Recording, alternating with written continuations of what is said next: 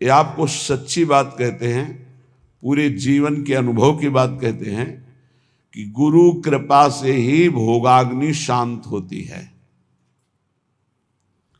जो भोगों के प्रति वैराग्य होता है, घृणा का भाव होता है, इसे अच्छे से समझ लीजिए, ये गुरु कृपा से होता है। ना भोगने से शांति मिलती है और ना त्यागने से ही पूर्ण शांति मिलती है। भूत के लड्डू हैं। त्याग शब्द पर ध्यान देना, हम वैराग्य या उपरति नहीं कह रहे। त्याग का अर्थ होता है परमार्थ में मैं चल रहा हूं, मुझे नहीं भोगना, पर उसमें सुख बुद्धि है तो अशांत रहता है। तन त्यागे और मन गही रहे, दोनों ही दुख होए। अब अगर भोगे तो ये भूत के लड्डू है नहीं, उसमें सुख है नहीं। बार बार बार बार भोगते हुए पूरा जीवन चला जाता है, वो कामाग्नि और प्रज्वलित होती रहती है, वासना और प्रज्वलित होती रहती है। अगर कहीं वो भगवत मार्ग में गुरु का वर्ण करके चलने की कोशिश करे तो ये आकर बाधा खड़े कर देते हैं।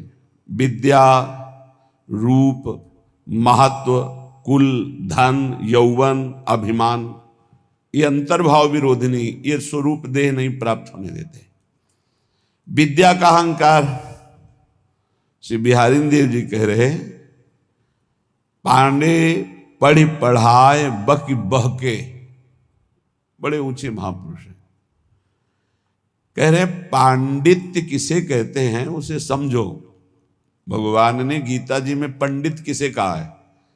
हम लोग पंडित को जाति पक्ष में ले लेते हैं कि पंडित कौन बोले, वो पंडित जी, दुबे जी, तिवारी जी, मिश्रा जी, वो पंडित जी। और भगवान पंडित किसे कह रहे हैं? कह रहे विद्या विनय संपन्ने ब्राह्मणे गविहस्तनी स्वने च स्वपाके च पंडिता समदर्शिनः। पंडित कौन? बोले जो समदर्शी है, जो विद्या विनय संपन्न ब्राह्मण में, गाय में, कुत्ता में, चांडाल में, हाथी में एक ही परमात्मा को देखता है, वो समदर्शी है, वही पंडित है। पंडित कौन? जो समदर्शी है। बोले यहां पढ़ पढ़ के बक बक करके अपने को मान रहे हैं, ये अंतर्भाव विरोधिनी बात की समझना है। परमारथ सपने नहीं सूझो, स्वार्थ ही को सह के पाणे, पढ़ी पढ़ाई बकी बहके। विद्या का जो अभिमान है, इस स्वरूप बोध नहीं होने देता। नायमात्मा प्रवचनेन लभ्या न मेधया न बहुना श्रुतेन। बहुत बुद्धिमान, बहुत विद्वान, बहुत श्रवण और कथन करने वाला, पर अहंकार है, इसलिए ना भक्ति उत्पन्न हो पाएगी और न ज्ञान प्रकट हो पाएगा। विद्या का अभिमान हो जाना बहुत खतरे पे पड़ जाना है। बोले परमार्थ को तो स्वप्न में नहीं जान पाएगा, क्योंकि अहम है और अपनी विद्या का प्रयोग स्वार्थ के लिए करने लगा, स्वार्थ के लिए। ये अंतर्भाव विरोधिनी वृत्ति है भागवती। विद्या का तात्पर्य है विवेक उत्पन्न हो जाना। विवेक का फल है संसार से राग त्याग कर स्वरूप बोध हो जाना या भगवान में अनुराग हो जाना, प्रिया प्रीतम के नाम रूप लीला धाम में आसक्ति हो जाना। ये है विद्वता का फल। तो बोले परमारथ सपने नहीं सूझो, स्वार्थ ही को सह के पाड़े, पढ़ी पढ़ाए बकी बहके। उपजत नहीं विवेक साच बिनु, झूठे ही लालच लहके। सत्य का परिचय नहीं मिला। जैसे कल चर्चा में कहा था कि परमार्थ का ककहरा नहीं आता है, और परमार्थ की व्याख्या की जाती है। ककहरा का तात्पर्य होता है प्रारंभ से ही संयम और नियम को धारण करना। आप 10-10 संयम नियम सुने होंगे सत्संग में, कहीं कुछ नहीं। जब जैसे जो मनावे सो करो, जो मनावे सो बोलो, कोई सिद्धांत, कोई दिनचर्या, कोई महापुरुष का शासन नहीं स्वीकृत है। उपजत नहीं विवेक साच बिनु, झूठे ही लालच लहके। अंदर से झूठी वस्तुओं में लालच। झूठा क्या है और साच क्या है? साच क्या है? तो आ ब्रह्म स्तंभ पर्यंतम सर्वम मायामयम जगत, सत्यम सत्यम पुनः सत्यम हरिर्नामैव केवलम। ब्रह्मा से लेके तिनके तक, तिनके से लेके ब्रह्मा तक अगर कोई आशा है वो झूठी आशा है। कुछ भी है वो सब झूठा है। सत्य क्या है? तो बोले सत्य सत्य पुनः सत्य, त्रिकाल सत्य, तिर्वाचा सत्य, केवल प्रभु का नाम सत्य है। उमा कहूं मैं अनुभव अपना, सत हरि भजन जगत सब सपना। संपूर्ण जगत झूठा, सत्य केवल हरि नाम, प्रभु का नाम। भगवान शंकर कह रहे, शास्त्र क्या कह रहे? सत्यम सत्यम पुनः सत्यम हरिर्नामैव केवलम। तो नाम जपने में रुचि होना बहुत बड़ी बात है, गुरु कृपा से होता है। तो बोले उपजत नहीं विवेक साच बिनु, झूठे ही लालच लहके। मान बढ़ाई, रुपया पैसा, यही लक्ष्य बन जाता है तो विद्वता का कोई फल नहीं हुआ। उनके अंदर सही न सकत उत्कर्ष और को, मन मत्सर चित चहके। पाणे पढ़ पढ़ाए बकी बहके। अगर दूसरा कोई भागवतिक उन्नति को प्राप्त हो रहा है तो उसकी निंदा करते हैं, मत्सरता ईर्ष्या उनके अंदर आ जाती है, उसकी अवहेलना करते हैं, उसका निरादर करते हैं, क्योंकि परमार्थ का ज्ञान नहीं है। जीवत मरत, बिहारी देव जी की, जीता हुआ मरा हुआ आदमी है वो। सुनहु माते लोग अभागी, हरि तज होई विषय अनुरागी। उमा, वो लोग बड़े अभागी हैं जो भगवान के नाम के सुमिरन को छोड़कर विषयों में मन को लगाते हैं, भजन विहीन जीवन व्यतीत करते हैं, बड़े अभागी हैं।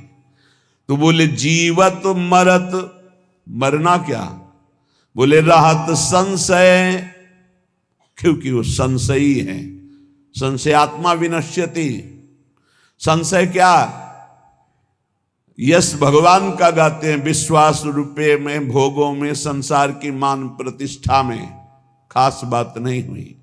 मन मेढक काली दहके, जैसे मेढक ने टर टर टर, उसका कोई अर्थ नहीं। बोले ऐसे ही शास्त्र का वर्णन हो रहा है लेकिन उसके भाव को हृदय में धारण नहीं किया जा रहा। तो गए नियराय निघट बिनुवाई, ज्यों बादर पीरी पहके। बादर है, वर्षा नहीं हो रही तो किस काम के? शास्त्र के बिल्कुल समीप पहुंच चुके हैं लेकिन उसके भाव को हृदय में नहीं धारण कर रहे। और अनके गुण दोष गणत सठ, अपने गुण सुनि गह के। श्री बिहारी दास तिनको संग तजी, जे तृष्णा डाइन डहके। जे भोगों की तृष्णा, तृष्णा किसे कहते हैं? भोगे हुए भोग को बार बार भोगने की इच्छा का नाम तृष्णा है। सुने हुए भोगों को भोगने की इच्छा का नाम कामना है। इस तरह की कामना और तृष्णा में जो फंसे हुए हैं, अपने को बहुत विद्या प्रवीण मानते हैं, दूसरों की निंदा करते हैं, अपने गुणों की अपने मुख से प्रशंसा करते हैं। श्री बिहारी दास जी कह रहे इनका संग त्याग देना चाहिए, क्योंकि इनके संग से भगवत रंग में बाधा पड़ जाएगी। स्वांतर भाव विरोधिनी, पहले तो काम क्रोध लोभ मोह मद मत्सर आदि के त्याग की बात। हम भगवत मार्ग में जब चलते हैं तो हमको ऐसे संग का भी त्याग करना है। श्री भगवत रसिक जी महाराज बहुत बड़े महापुरुष बड़ी भावना से कह रहे हैं, इसे कड़वा ना समझा जाए। गुरुजनों के वचन बहुत मीठे होते हैं, वो नीम जैसे लगते हैं कड़वे, पर वो बहुत अंतर में जाकर के रोगों का नाश करते हैं, भव रोगों का। मन में आया कि चलो भगवान के मार्ग में चलते हैं, और हमने भेष धारण कर लिया। तो बोले वेशधारी हरि के उरसाले, भगवान के हृदय में दुख पैदा करने वाला कार्य करते हैं। भगवान के दास कहा कर भगवान का वेश धारण करके, वेशधारी हरि के उरसाले स्वांतर्भाव विरोधनी व्यवृति, अपने अंतर्भाव के विरोधी भावों का त्याग करो। कौन से अंतर्भाव विरोधी है? तो अभी सुना कि विद्या बहुत है, बहुत शास्त्रों का ज्ञान है, लेकिन एक भी बात शास्त्र की अपने जीवन में नहीं उतारी। दूसरों की निंदा करते हो, अपने गुणों का वर्णन अपने मुख से करते हो, संसारिक लाभ रुपया पैसा सम्मान चाहते हो। बोले ऐसे लोगों का संग त्याग देना चाहिए भगवत प्रेम प्राप्ति के लिए। अब दूसरी बात, वेशधारी हरि के उरसाले, वेश भागवतिक है और भगवान को दुख पहुंचाते हैं। जो वेश बना करके लोभी दंभी कपटी नट से शिष्णोदर को पाले, ये वेशधारी हरि के उरसाले। लोभी, रुपये का लोभ है, दंभी पाखंड नाटकबाजी दिखाकर लोगों को ठगने का भाव है, और कपटी बड़े कपट हैं, अंदर से और कुछ बाहर से और कुछ, और नट जैसे विविध प्रकार की कलाएं दिखाकर लोगों को आकर्षित करके धन लेता है। ऐसे जो हैं वेश धारण की हुई है, पर दंभ करते हैं, लोभ करते हैं, कपट करते हैं, पाखंड करते हैं, नट सा नाटक दिखाकर लोगों को आकर्षित करते हैं। शिष्णोदर को पालें, शिष्ण कहते हैं जनेन्द्री को, उदर संबंधी रसेंद्री। बोले जो जिभ्या और काम भोग के गुलाम हैं वो भगवान को बहुत दुख देते हैं, क्योंकि भगवत पार्षद वेश धारण करके वो ऐसा करते हैं। गुरु भयो घर घर में डोले, नाम धनी को बेचे, परमारथ सपने नहीं जाने, पैसन ही को खींचे।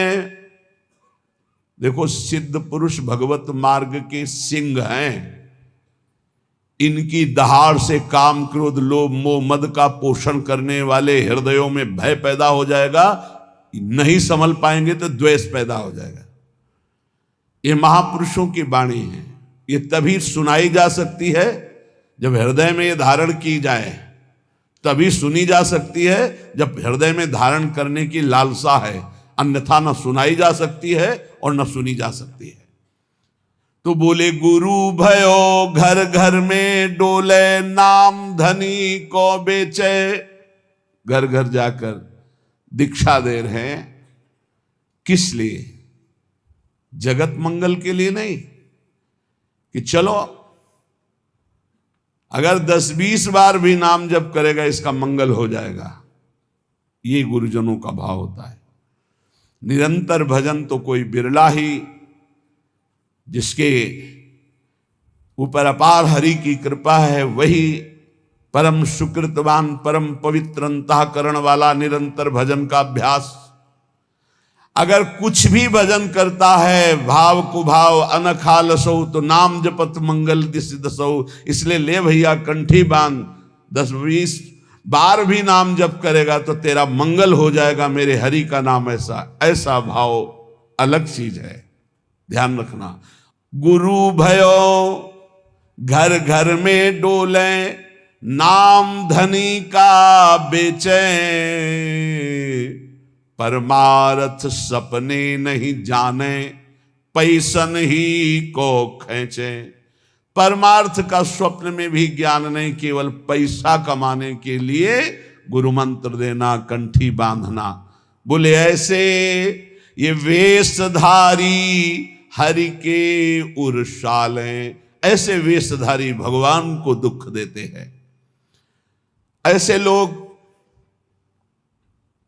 कबहू का वक्ता हुए बन बैठे, कथा भागवत गावे, अर्थ अनर्थ कछु नहीं भासे, पैसन ही को धावे। कथा करने वालों को जानते हो क्या कहा गया है?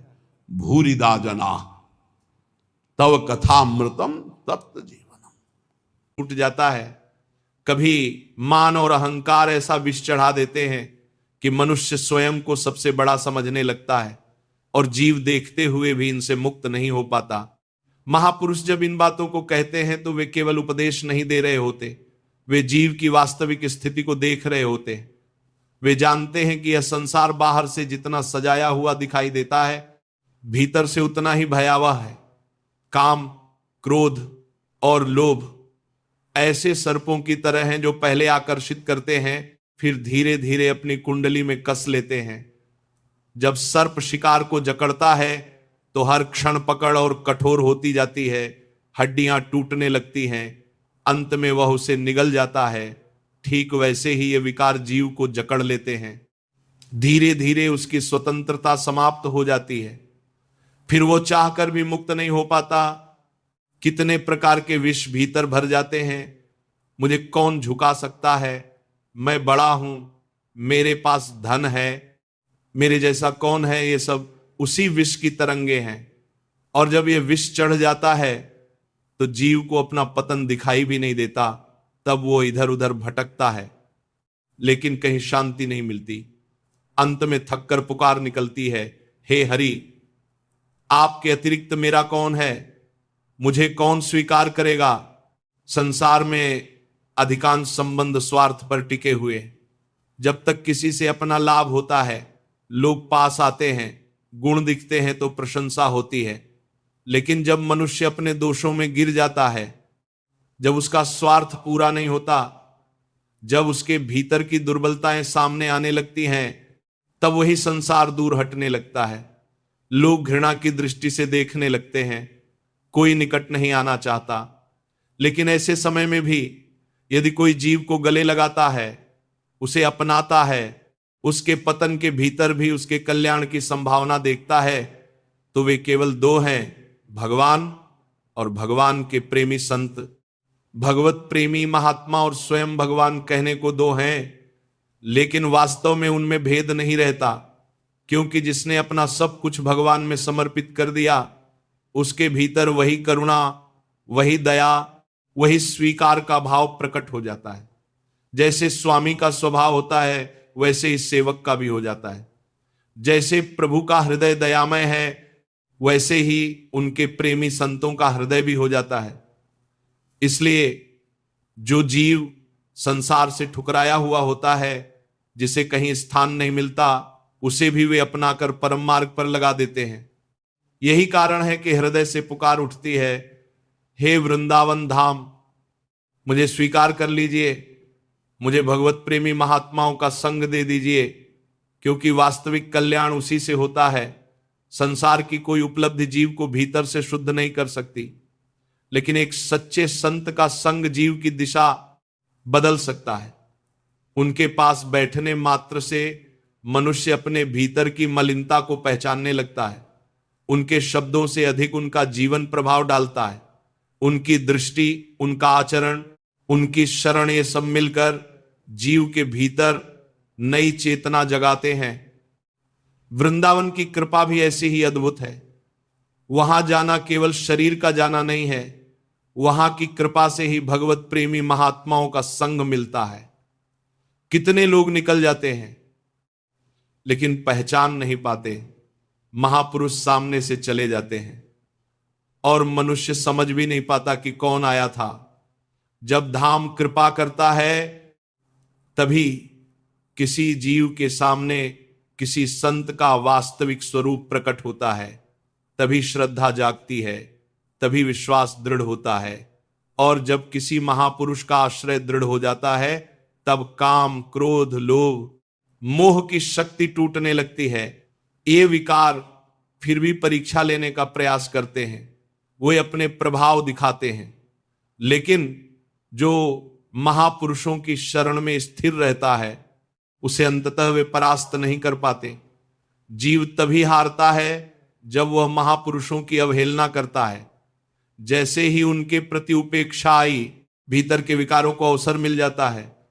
इसलिए यदि वृत्ति सदैव महापुरुषों के अधीन रहे, यदि भीतर विनय बनी रहे, यदि यह स्मरण बना रहे कि मैं अपनी बुद्धि से नहीं बच सकता, तब काम और क्रोध जैसी वृत्तियां प्रवेश नहीं कर पाती। भगवत प्रेमी महात्माओं का सान्निध्य अत्यंत महान शक्ति रखता है, क्योंकि प्रभु के चरणों का दृढ़ आश्रय उन्हीं से मिलता है। नाम की वास्तविक अनुभूति उन्हीं से प्राप्त होती है। केवल शब्द सुन लेने से नाम का प्रभाव नहीं खुलता। जब किसी प्रेमी संत के हृदय से निकला हुआ नाम जीव तक पहुंचता है, तब वह भीतर उतरता है, तभी नाम में रस आता है, तभी भजन धीरे धीरे प्रेम का स्वरूप लेने लगता है। प्रेम का मूल नाम है, लेकिन उस नाम का रहस्य प्रेमी भक्तों से ही मिलता है। वे केवल जप नहीं करते, वे नाम में जीते हैं। उनके लिए नाम कोई अभ्यास नहीं रहता, वही उनका प्राण बन जाता है। और इसी कारण उनके भीतर अद्भुत निष्ठा प्रकट होती है।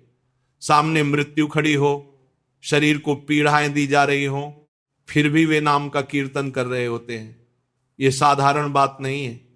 शरीर को यातना दी जाए, अनेक प्रकार के दुख एक साथ आ जाए, फिर भी कोई आनंद से प्रभु का गुण गा रहा हो, यह केवल नाम की शक्ति और पूर्ण निष्ठा से ही संभव है।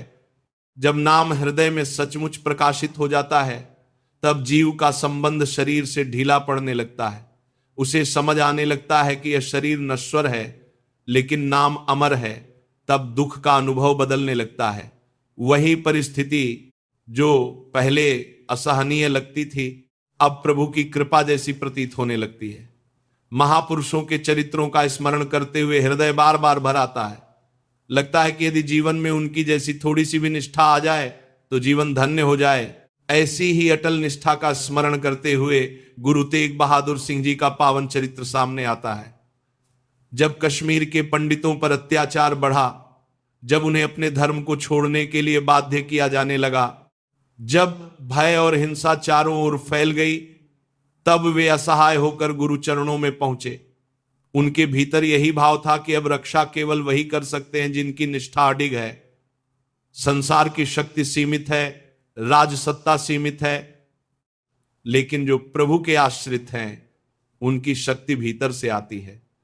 तब एक अद्भुत निर्णय हुआ, संदेश भेजा गया कि यदि गुरु तेग बहादुर सिंह को धर्म परिवर्तन के लिए झुका लिया जाए तो अन्य लोग भी झुक जाएंगे। यह केवल एक व्यक्ति की परीक्षा नहीं थी, यह धर्म की निष्ठा की परीक्षा थी। और वहीं से वह महान अध्याय प्रारंभ हुआ जिसमें एक महापुरुष ने अपने प्राणों को धर्म की वेदी पर अर्पित कर दिया, लेकिन अपनी आस्था को नहीं छोड़ा। जब सत्ता की क्रूरता अपने चरम पर पहुंचती है, तब वह केवल शरीर को नहीं तोड़ती, वह निष्ठा को तोड़ने का प्रयास करती है। गुरु तेग बहादुर सिंह जी को बंदी बनाकर दिल्ली लाया गया। उनके साथ केवल एक व्यक्ति की परीक्षा नहीं थी, बल्कि पूरे धर्म के विश्वास की परीक्षा थी। उनसे कहा गया कि अपने धर्म को छोड़ दो तो सम्मान, पद और जीवन सब सुरक्षित रह सकता है, लेकिन जहां भीतर सत्य दृढ़ हो चुका हो, वहां बाहरी भय केवल एक क्षणिक छाया बनकर रह जाता है। उनके सामने लोभ और भय दोनों रखे गए, जैसे दो मार्ग हों, एक जीवन का और एक मृत्यु का। परंतु जो जीवन नाम और धर्म में बस चुका हो, उसके लिए मृत्यु कोई भय नहीं रहती। शरीर को बचाने की चाह वहां समाप्त हो जाती है, जहां आत्मा अपने वास्तविक आश्रय को पहचान लेती है। उन्होंने स्पष्ट कहा कि जो धर्म उन्हें मिला है वह किसी बाहरी दबाव में छोड़ा नहीं जा सकता।